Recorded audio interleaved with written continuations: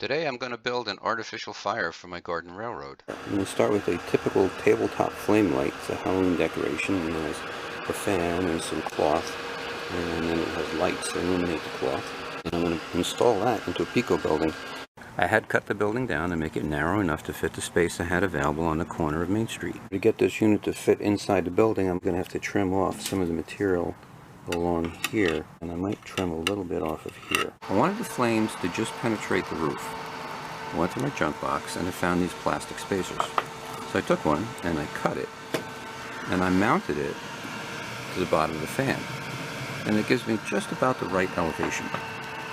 I also put some additional fabric along the edges to help hide the fan grid.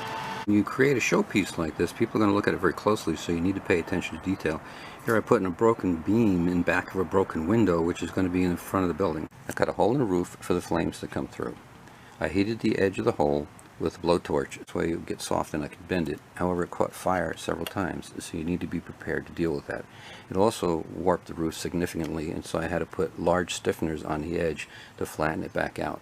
And I added some charred beams with a little bit of red glitter on the tip to represent burning embers. I installed frosted windows with signs on the ground floor so the visitors would not be able to see the fan mechanism inside. However, when I closed off those openings, there wasn't enough airflow for the fan to be able to lift the fabric and create the fire effect, and so I needed to cut an opening. The back of the building faces an alleyway where there's plenty of air available, but the visitors can't see it. This is what it looks like when the building's on fire.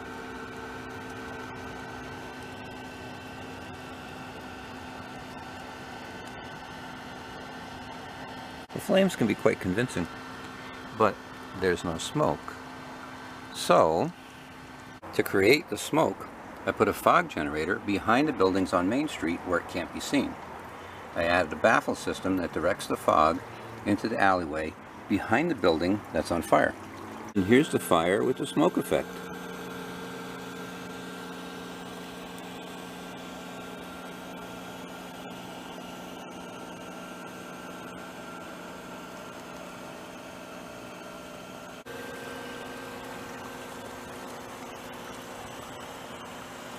The smoke adds to the effect, but it also adds to the complexity of the setup, and it can leave a sticky residue on things. So I'm only going to use the fire building on the corner of Main Street for special events. If you enjoyed this video, share it with a friend, and give it a like.